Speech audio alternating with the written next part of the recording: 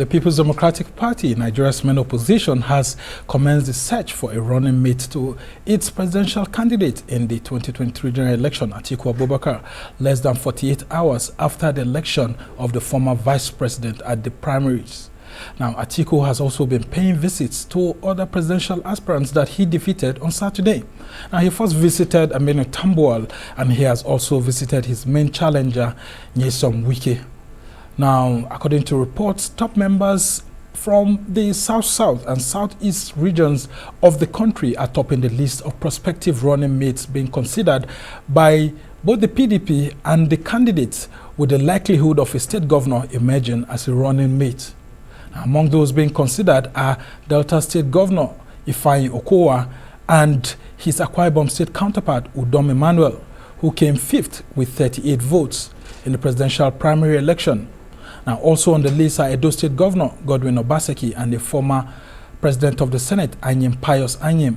Now, the PDP, like other political parties, has the June 17 deadline set by the Independent National Electoral Commission to meet up for the submission of the name of its running mate. Well, now, for more on this, I'm being joined by a political strategist, and of course, he was also the spokesman of the Bala Mohammed Campaign Organization, but he was in the midst of all of these intrigues that happened and played out, and is a very senior party strategist in the country. Professor Udent now joins us. We have been having a series with you because, I mean, you understand how political parties work, having been a former secretary of a national party in the country, and you are a strategist, a social commentator, and someone who was in the midst of all of these intrigues that played out on Saturday. And we want to start by asking, how is your principal taking his defeat? I mean, Senator Bala Mohammed scored 20 votes, and there are 20 local governments in Bauchi State. Does it mean that only those from Bauchi that voted for him? Oh, we tell Sambo, it's a pleasure to be with you again today. It's been quite some robust exchanges in the past, and I'm sure going forward in the future. One is that the political climate is in top season. That means everybody's engaged. In the next 1 week or so, APC will respond to the PDP by having, their own presidential primaries and have the candidate that will square out against the PDP candidate, Atiku Abubakar, and possibly the candidate from other political parties, for us to have a robust conversation. Yeah, we just heard that Peter Obi has emerged as the candidate of the Labour Party. And I'm sure a few others will emerge from somewhere in other parties too. As for Senator Bala Mohammed, he's full of equanimity of soul and mind. He traversed the country, selling his vision of governance, the Nigeria First agenda.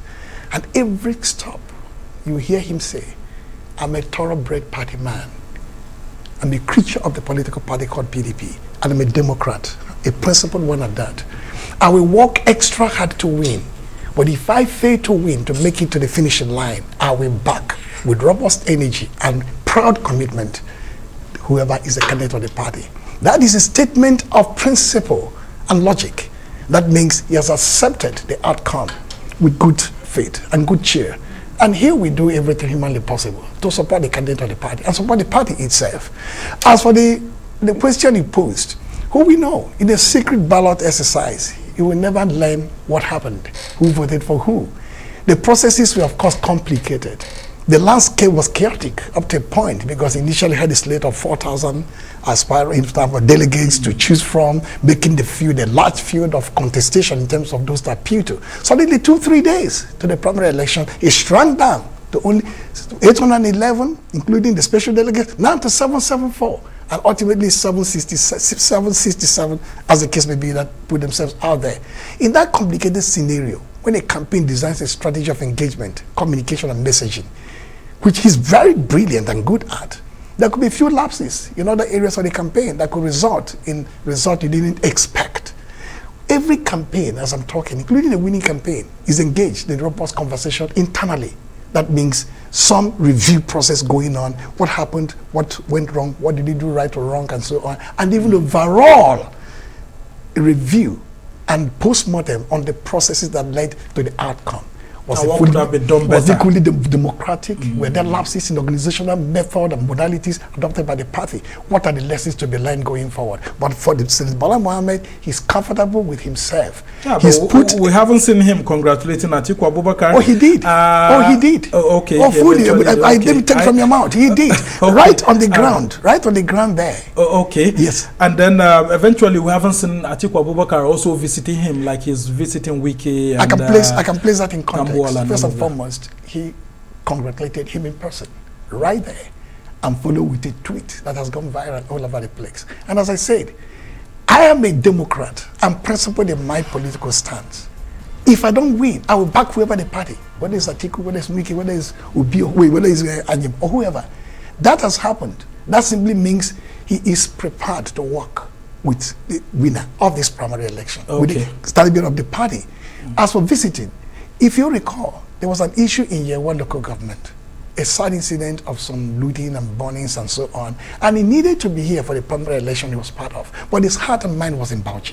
The moment this exercise was over, he had to fly back to Bauchi in order to help the security agencies and local community engagement process to stem that situation. I think he's calm now, and I'm sure in the next couple of days or thereabout, he will still attend to situations in Bauchi, get back to Abuja, and the conversation with Atiku will commence. Okay.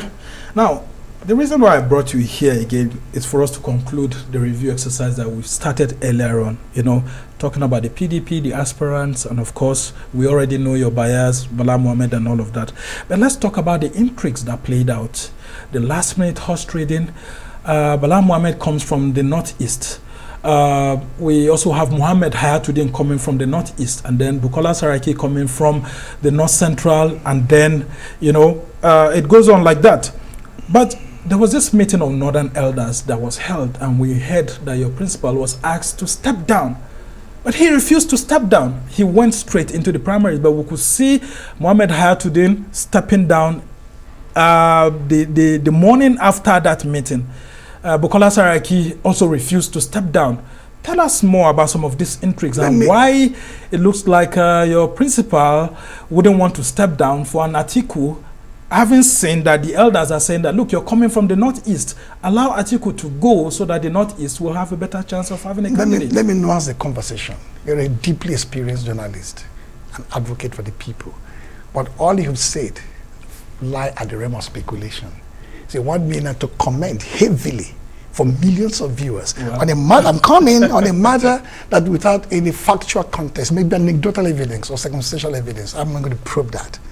Every conversation around the party process must be nuanced. For one, Udent stepped down for reasons he expressed his sadness or angst for the way and manner this whole process was playing out. He did not step down for anybody. He simply said, I'm coming. He simply said, I'm not comfortable with this, the monetization. Same monetization, that's what we are saying. I'm coming. That's the meeting. I'm coming. That we are very sure of. And I asked your principal, Bala Mohammed, when I interviewed him on Saturday at the convention ground, and he indeed confirmed to me that there was a meeting where he was asked to step down, and he said he won't. You asked the question. My duty is to answer, to respond. You've placed the question very well for the public to hear you. Hear me out. Udent step down because of the monetization of the process. That is what he said. Tambuwal stepped down because he wanted to give space to a brother and an elder, Atiku, in order to have a better jump start. That's the official statement. That's the official statement. See, the Bala Mohammed's position is very simple. He's a bridge builder. In 2010, the dark moment of this country, with the cabals and whatever region all over the place about the succession to Yar'Adua who was dying, the doctrine of necessity, I will not stop talking about it, breached the North and the South. The North wasn't too comfortable with it, and his position, he became a pariah of a sort. Why would you, a Northern Muslim, stand to say a Southern vice president should step up to become an acting president? He said, no, the country is one constituency. We're one people, one value, one history, one destiny.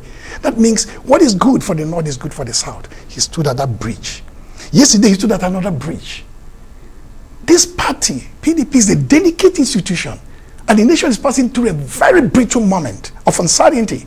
So to heavily load your support on one side of the geographic and demographic aisle against the other will not only lead to a successful outcome for the moment, but will lead deep, bitter impressions down the line. Yeah, he's a patriot to the core. And the patriotism means let the democratic process play out. When the outcome is settled and the winner is determined, rally around the leader to build a new party, build a new phase of Nigerian resurgence, build a new phase of engagement with the people of the country. That is his stand. The stand is that if you come to an environment in which you're supposed to binarize your decision, either or for, you either take this side or take that side, the best is to be at the middle, to be the bridge that connects different geographies, different systems, different institutions, different structures, and different processes. That means from the south, from the north, from the east, from the west, from the young, from the old. All their passions played out on Saturday. The high drama of the day, the high drama of the night. Bala stood at the center to say, you must be an inclusive leader. And you can take some heat from both sides to say, you shouldn't have done this, you should have done this. At the end, history will record him correctly and be fair to him. Okay, the People's Democratic Party has eventually held its primaries and Atiku has emerged. Do you think that he's a stronger candidate that can withstand whoever the APC will be presenting? And how soon do we hope to see other presidential aspirants, co-contestants with him, rallying around him to present a united PDP? Let me start from the second process. It's already happening. In your intro, you pointed it out. He has reached out as he ought to. The winner, the victor, reaches out to the vanquished. He must heal the wounds of the time or binds the wounds of division in the party first before he can bind the wounds of division in the country. By reaching out to Wike, by reaching out to Tambuwal, I'm sure when my principal comes in Abuja and reaching out to him and others, not just the contestants, that's the primary constituency, all of you are contestants, are primary aspirants, other leaders of the party across the country. In the southeast, among the Igbo people, there's a lot of rumble going on, so a lot of work needs to be done. He has started that admirably well.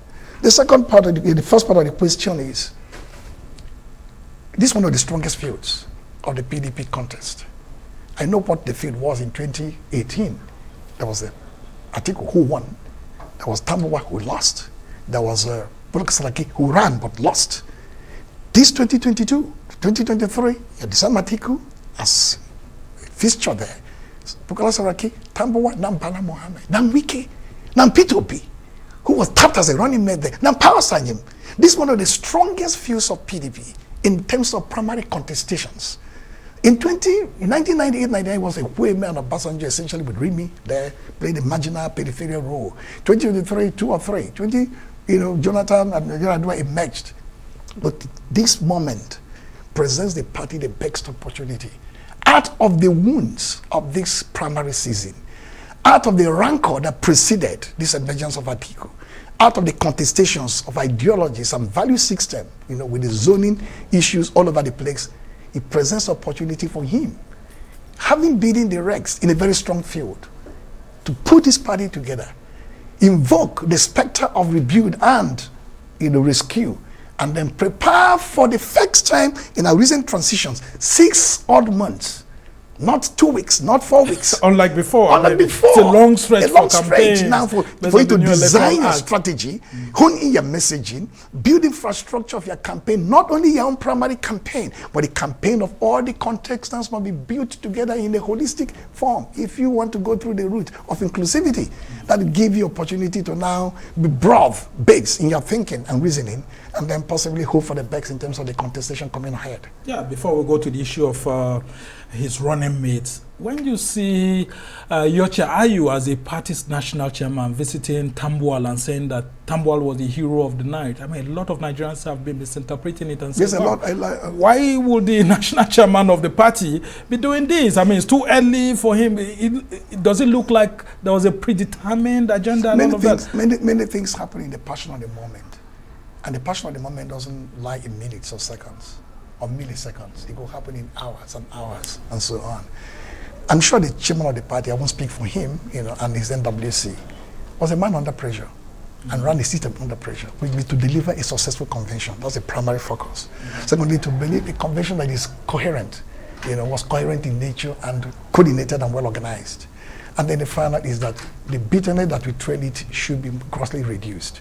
So in spite of the controversial nature of the decision of Tambuwal and equally the controversial comment of the chairman, I'm sure that passion is that we have come out of this, not a broken party. will come out not a sorely divided party. There's time to heal wounds, like I say, bind the wounds of division. Among those who have felt bad about the outcome, on the one hand, in terms of the southern zoning warriors, and secondly, those who have felt that excessive interplay of political forces and passions in terms of stepping down, in terms of the chairman making such comments there, will come and go, and the party will find its bearing. Yeah, the party supremacy is key. Yeah, if you believe the supremacy of the party, it means you must always forgive the party and its leadership, whatever infraction they may have caused somewhere down the line. Okay, and the PDP has actually scored very well. A lot of people are saying that the process was good.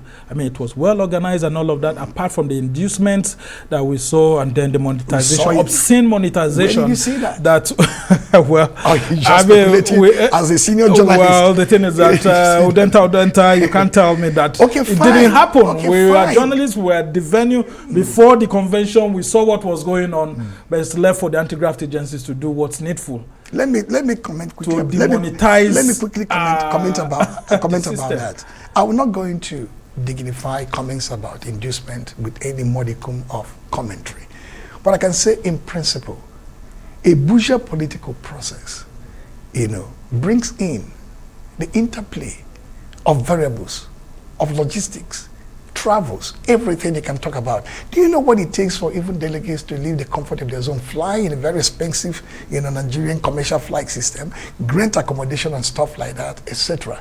And again, have the passion and commitment for this. Some delegates were even in town for 2, 3, 4 days and so on. But that's not the way to talk about. That's not the way, Nigerians interpret political outcomes. A bourgeois democratic exercise or a liberal democratic system, the way we practice, is different from a puristic political order. Anybody who expects Nigerian politics to be drained completely of monetization processes is wasting time, because at the end of the day, the lifeblood of political campaigns is resources. That's why in the US, billions of dollars are spent because you really need to get to the people, explain yourself very well, hone your messages there, convince them with passion and belief, and at the end of the day, you hope to win. Well, but the people decide. The major reason why I was saying that is that some analysts are saying that the PDP has set a very tough agenda for the All Progressives Congress, saying that the processes must be followed, every process set in place. Because we are surprised as journalists that the All Progressives Congress is yet to set up a national convention committee. It's been difficult for them to screen their presidential aspirants, though we hear it's ongoing at the moment in Abuja. But it's been difficult. But here we have an opposition party trying to set an agenda for the ruling party, and it looks like the ruling party is actually not doing things easily. It's not for you to actually comment. I have to comment on that. My comment is a quick one. Okay, very quick. I don't speak for the party. Yes. For PDP. But let me sound a note of warning. When INEC took that decision of postponing, because parties, I agree the parties ask for that. But when parties ask for something, you give a reasonable time to respond. And you watch the landscape. INEC is not living in Mars. The chairman and this national commissioner, they live on Earth in this country.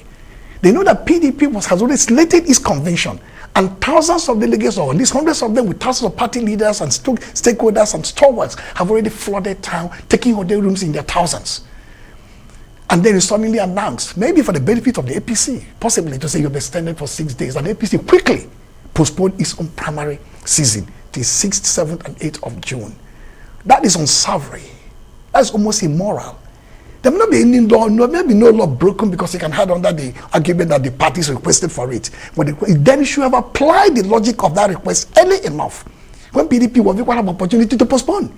So are you giving undue advantage to the ruling party, an incumbent party, that appointed the chairman, appointed the national commissioners, doing their bidding? But as I said, I don't speak for the party, because if I speak for the party, this matter will now be swept under the carpet. So next time served good warning. You must be open, transparent, and above board as an arbiter. It's very important for democracy and its health. Very interesting. So, and now the race for the vice presidential candidate of the PDP is on. The party is helping the candidate to look for a very good running mate. And we hear some of the governors from the southeast, from the south are being considered, but none from the southwest.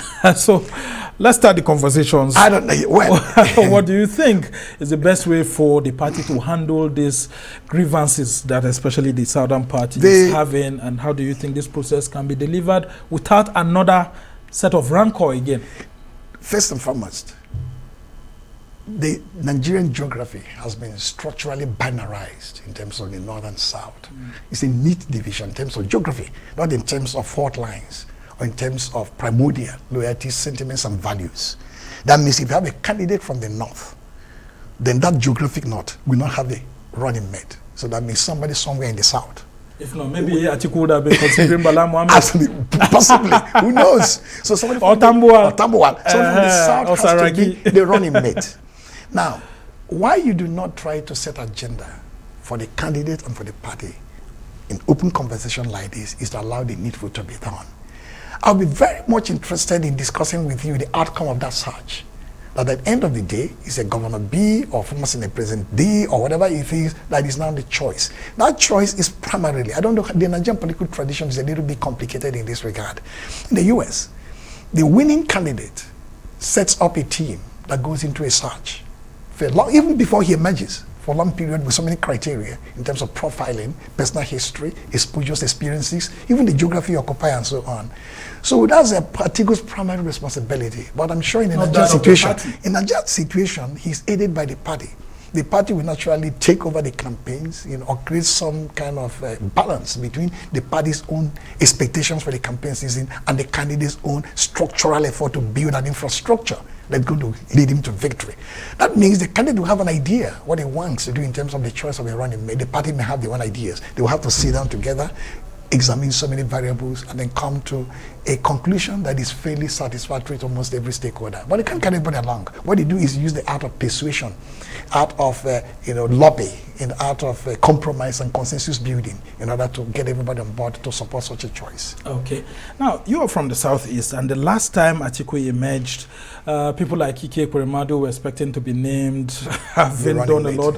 In fact, the principal person that was expecting that gift was David Umahi, the governor of Ebonyi State. And all of a sudden, from nowhere, we saw Atiku naming Peter Obi as his running mate. Do we foresee something like that happening, considering that Atiku is presenting himself as a reformist, someone who is going to rejig the economy? And if you want to do that, I don't know if one of the governors may be the person to help you do that. I'm not a mind reader, neither am I a thought reader. I don't read thoughts and minds of people, so I wouldn't know what his thinking is about. All I do know is that if you want to have a successful outcome in terms of this search, if I were him, I would begin with fellow aspirants sitting down, not in terms of the choice, but sitting down. The Bala Mohammeds, the Bukola Sarakis, the Nyesom Wikes, the Udents, the partisan, those who contested with you. You sit down with them, even those from the north, to sound them out, to think through the kind of options you want to have, the kind of person you're looking for, the kind of qualities the person should possess. Then the party leaders, as I talked about, and even post-party elements, those who you can call very important critical stakeholders of the Nigerian project, who may serve you better in terms of guiding you right. So when you put all these things together, you can come up with a choice. That choice, of course, is going to sit well with the people, because it's going to reflect, one, your attitudinal disposition. Do you want to run a presidency in which you are the technocratic force running the economy, or a political bridge builder because of these years and years, of the past 7 years of divisiveness, of bigotry, of exclusionary kind of politics? You want to now build a country which are together, together, an inclusive kind of governance model in which let me run the politics of getting Nigeria unified. Why my vice? We're going to run the economy. Peter Obi just emerged from the shadows 2019, and possibly could have been a very potent choice by Atiku, because what he has done and where he has traversed in the past 3 years is amazing. It's unfortunate he's no longer in PDP, and now he's gone on to the Labour Party in order to deepen the conversation and a robust dialogue in the Nigerian democratic process. He wants to be his own boss this time around. Okay, as we try to round off this conversation very quickly, what do you make of Ohanaeze Ndigbo's submission that the PDP is now a northern party with a northern presidential candidate, northern chairman, and northern board of trustees Can chairman? you put the Ohanaeze that said that? Ohanaeze Is it Ndigbo. Professor George Obiozo? No, the youth leader, of course. No, he didn't say youth leader. He didn't say youth leader. If you check what he said Secretary General. That's Okeamuche. Okay. So, well, that's what we're actually getting. Okeamuche is the Secretary General. Professor George Obiozo is the President General. And Dr. Alex Obonie is the Publicity Secretary. Did they speak on this matter? Well, These three this people. is the youth wing of no youth. you. I saw that. Somebody said it's the Secretary General who is Okemuche. That's not Okemuche. I'm not detracting from anybody's position or standpoint. Yeah, but isn't that a reality? Let's forget about the person who made the point, but is that not a reality at the moment? It's important because parties have a way of self-correcting. I'm not here to determine for the party how to self-correct, even if that optics is there. There's no job that is permanent except that of the candidate who is going to lead the party, maybe that of the chairman the other day. Other things are up for grabs. It could be part of the negotiation. It could be part of the settlement of disputes. It could be part of the reconciliation processes. Who knows? It's early days yet. So we have to wait for weeks and maybe months to see how there's going to be a rebalance in terms of the structural distribution of office within the party. Won't be using that to campaign against the PDP. So as we try to round off this conversation, I want to ask just quickly before we go, what next for Bala Mohammed? Because I asked him on Saturday, is it true you purchased the governorship form? He said, well, it's just there, but even if it does, what's wrong with that and all of that? The stakeholders. I really want to find out what's next for him. The stakeholders. Since we already have a governorship candidate. What is next for him is that Bala Mohammed has reintroduced himself to the Nigerian people with passion and pride. He ran a dignified campaign with his Nigeria Fixed agenda resonating across board. He's visited 32 states. He only didn't visit the state of fellow aspirants as they agreed. Sokoto, Rivers, Kwara, and so on and so forth. So he's well known, far more now than before. He's actually shared his ideas and gotten massive responses. I wish maybe the race were 4,000 delegates as originally slated. Outcome could have been different. So he has a lot of work to do, building passion, building institution, even at the center here, even when he's not a candidate. But don't forget that he has unfinished business for the next 1 year in Bauchi, and all the records point to, for me, if I'm to advise, I said, if you did what Tambowa did in 2018, and what Rochas did in 2014, as party we love you to do. Rochas was the first-time governor, and the party said, go pick a form, because if you don't, the party will lose him more. Tambowa contested against Atiku in Port Harcourt. Have you forgotten Sambo? No, and ended up being a second-time governor. I say, Excellency, did you get this form? If you didn't, you should get one. That's my advice to you as acting DG of your campaign, as the spokesman of the campaign, because you need to protect Bauchi State.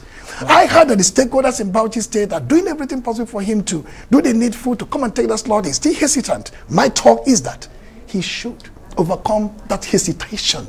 And if indeed they pick that form, he should go for it. I'm sure the person who is there, the SSG, who is a noble man, a principled leader, a technocrat, may do the needful down the line. We actually hear that he's a placeholder for Governor Bala. I don't have a placeholder, I'm saying he's a candidate, but I know as a principled man, as a leader, so as a technocrat, he will do the needful. What you already said. But very quickly, did Bala Mohammed misread the political temperature in the PDP by putting himself out? No, he didn't. As an aspirant? No, he didn't. Maybe he thought so much of himself. No, he didn't whatsoever. But only for him to discover that he got 20 votes. No, he didn't. What happened in a political conversation of this nature? Because processes are conversations.